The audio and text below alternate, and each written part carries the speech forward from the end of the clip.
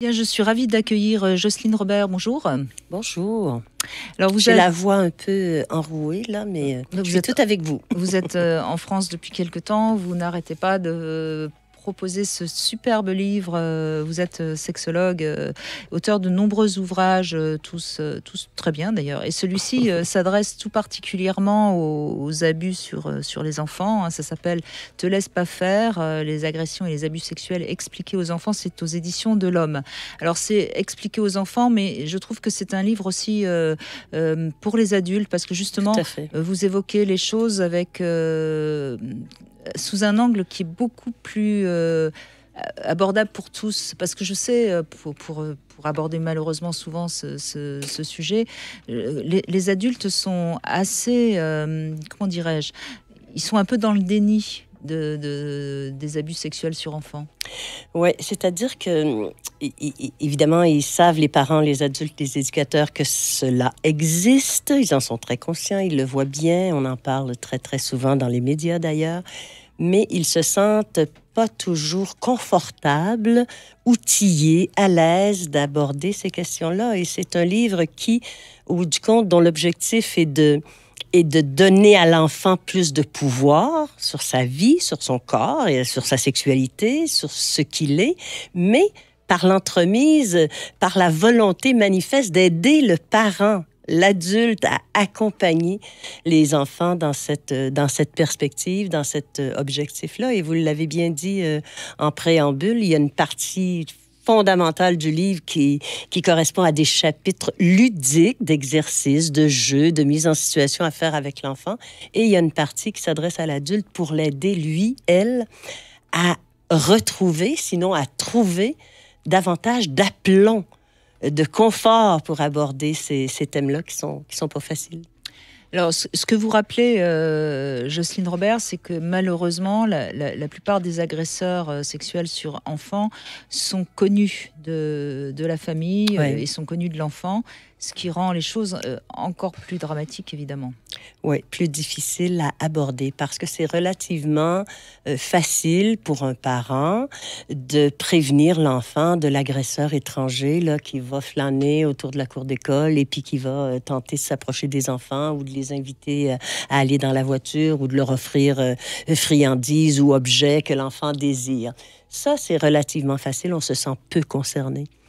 Mais il faut bien se le rappeler, et ça, c'est dans tous les pays occidentaux, à peu près 90% des agressions sexuelles commises sur les enfants sont le fait de proches. Donc, parents consanguins ou parents par alliance, amis très proches, oncles, grands-pères, voisins, gardiens d'enfants, moniteurs sportifs, donc des personnes que l'enfant aime.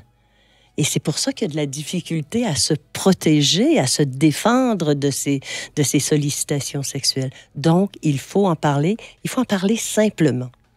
Oui, parce que l'enfant qui est donc abusé par un proche qui fait autorité, absolument, puisque c'est un adulte, il n'ose pas en parler, soit parce qu'il a peur et puis souvent d'ailleurs les pédophiles sont très habiles, savent faire. Oui, savent. Il faut pas le dire à maman parce que c'est un secret. Enfin bref, ou menace même d'ailleurs.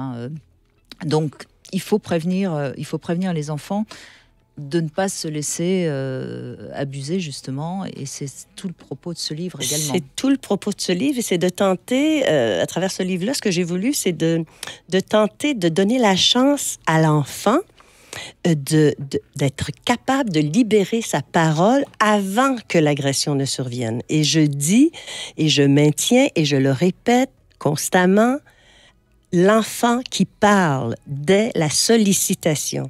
Et il le sent, l'enfant, que ce soit le prof de natation qui le colle un peu, qui se frotte contre lui, qui le caresse un peu différemment. Il le sent.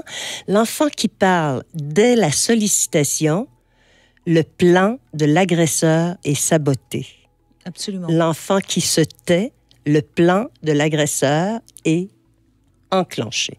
Alors, il faut absolument qu'on dédramatise, qu'on le fasse même, qu'on fasse même cette prévention-là à travers des jeux ludiques. Les enfants adorent les petits jeux qui sont dans ce livre-là. Je les ai éprouvés, là, je les ai essayés. Ils adorent et ils comprennent. Qu'est-ce que tu ferais dans telle situation? Qu'est-ce que tu fais si ton gardien, ce soir, veut te faire prendre ton bain puis que je t'ai pas prévenu de ça?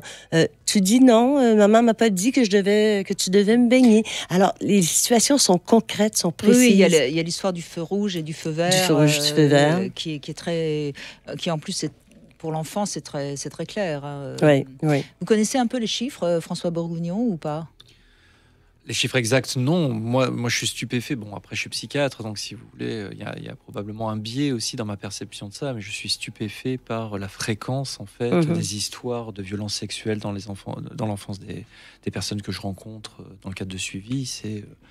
C'est absolument effrayant. Effrayant. Bah, c'est simple, c'est une femme sur 4, un homme sur 6 ont subi des abus sexuels avant leur majorité. Donc les chiffres sont assez éloquents, hein, quand même. Dans le monde occidental, et on peut imaginer que dans certaines cultures encore... On en parle encore moins dans certaines cultures. Ça doit être pire. Hein. Donc ça prouve qu'on en parle plus déjà, parce que moi, quand j'ai commencé mon métier il y a un peu plus de 10 ans, on disait une personne sur 8, un enfant sur 8. Donc là, les chiffres sont déjà plus... À peu près 90%. Oui, et c'est ce qui est étonnant, parce qu'on a le sentiment d'avoir fait beaucoup depuis 20 ans. Et au fond... si on a fait beaucoup, ça n'a pas donné beaucoup de résultats. Et je pense qu'il faut vraiment qu'on fasse une remise en question et qu'on fasse un examen de conscience sur la manière dont... Parce que ça peut être très simple. On surprend 2 enfants qui sont en train de découvrir leur corps, ce qui est tout à fait normal, hein, naturel, ça fait partie du développement. Ils sont curieux de leur corps, du corps de l'autre, de leur sexualité. Ça peut être une occasion formidable de dire à l'enfant... c'est normal d'être curieux, de le rassurer. C'est normal d'être curieux de la sexualité. Donc, on autorise, hein, entre guillemets, mais on peut aussi terminer notre intervention toute simple en disant « Mais attention, jamais avec un grand. » Absolument. Pas même un grand de la famille. Mais ce qui est formidable, Jocelyne Robert, comme toujours, hein, mais ce livre « Te laisse pas faire » aux éditions de l'Homme, ça s'adresse aux enfants. Et moi, j'entends beaucoup depuis... Moi, ça fait des années hein, que je donne la parole et que j'essaye d'avancer. Mais on essaye toujours de punir les pédophiles. Enfin, on est toujours dans la répression. Mais non, c'est en amont qu'il faut travailler, c'est-à-dire avec les enfants et avec les parents pour qu'on puisse protéger les enfants, justement. Oui, puis agir réellement. Qu'ils puissent se défendre, tout simplement, en tant qu'enfant. Voilà. Absolument. Avoir un impact réel plutôt que de rendre l'enfant confus. Parce que je tiens à le rappeler, encore une fois, avant de terminer, le plus difficile pour un enfant, c'est justement de se protéger de la personne qu'il aime et de qui il est aimé. C'est relativement facile devant l'étranger, l'inconnu. Mais si, comme parents, on a toujours lié systématiquement amour et sexualité, si une personne que l'enfant aime, qui est très proche, que ce soit un oncle, un père, peu importe, une tante, lui l'invite à partager sexualité et amour, il va se laisser prendre beaucoup plus facilement. Et dans ce livre, c'est vraiment très concret. Par exemple, ton gardien te permettrait d'aller au lit plus tard à condition de te donner ton bain. Qu'est-ce que tu réponds, mon petit garçon, ma petite fille? Là, c'est comme ça que fonctionnent les pédophiles. Hein. Absolument. C'est de proposer quelque chose qui va plaire à l'enfant pour pouvoir le séduire. en abuser ensuite. Tout à fait. Il y a d'autres. Il y a aussi, j'aime bien les jeux de rôle aussi que vous avez, je crois que c'est dans le dernier chapitre. Ouais, chapitre 10 peut-être dans ce bout-là. Oui, c'est ça, oui. Dis-moi ta réaction, je te dirai. Qui est le patron? Oui, absolument. Et c'est vrai que je crois qu'il n'y a pas 36 solutions si on veut avancer sur ce fléau. Hein. Il faut d'abord et encore... Oui, puis il faut aussi s'enlever de l'esprit que faire la prévention des agressions sexuelles, que c'est faire peur à l'enfant. C'est pas ça. Au contraire, C'est le conforter. Oui, c'est faire en sorte qu'il soit plus confiant, qu'il ait davantage de confiance, qu'il se sente plus solide, qu'il sente qu'il a le droit, que tous les adultes n'ont pas tous les droits sur lui ou sur elle.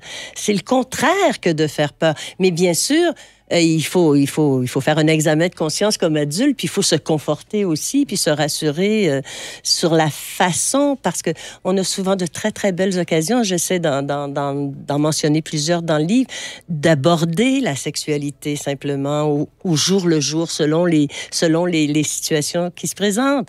Moi, je vais marier papa, dit la petite fille de 5 ans. Eh ben non, ma chérie. Ton papa, c'est mon amoureux à moi, pour l'instant. Hein, c'est bon. Et plus tard, tu auras toi aussi un amoureux, mais un papa, ça peut pas être amoureux. Ça peut pas être amoureux de sa fille. Ça aime terriblement son enfant. Mais peut-être la seule note positive que je donnerais actuellement, je ne sais pas si vous êtes d'accord avec moi, Jocelyne Robert, François Bourgognon, c'est que quand même les droits de l'enfant ont quand même bien évolué depuis 30 ans. Et puis on a bien évolué aussi en considérant que les parents n'avaient pas tous les droits sur leurs enfants. Oui. Théoriquement, en tout cas. Oui, bon, on a quand même compris qu'un parent, c'était pas forcément un bon parent. Enfin, je trouve qu'il y a quand même des choses sur ce plan qui ont évolué.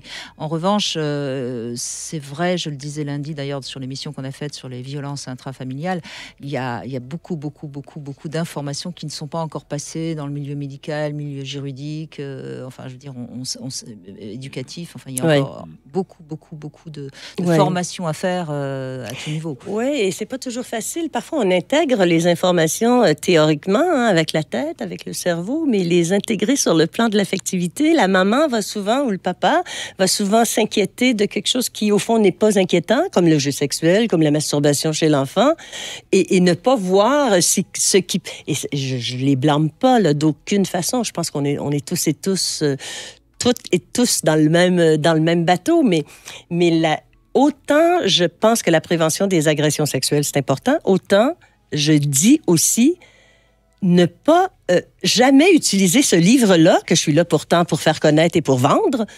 Je ne voudrais pas qu'un parent utilise ce livre-là s'il n'a pas d'abord fait de l'éducation à la sexualité chez lui, chez elle, positivement. Hein? Parler d'abord des beautés de la sexualité, ça fait partie de la vie, ça fait partie du corps, ça fait partie du développement, mais il y a aussi, comme la lune, hein, il y a une face sombre et une face claire. Absolument, ça s'appelle « Te laisse pas faire », c'est aux éditions de l'Homme, les agressions et les abus sexuels expliqués aux enfants. Merci beaucoup, Jocelyne Robert, à très bientôt. C'est un plaisir, comme toujours. Mais absolument, c'est toujours un plaisir.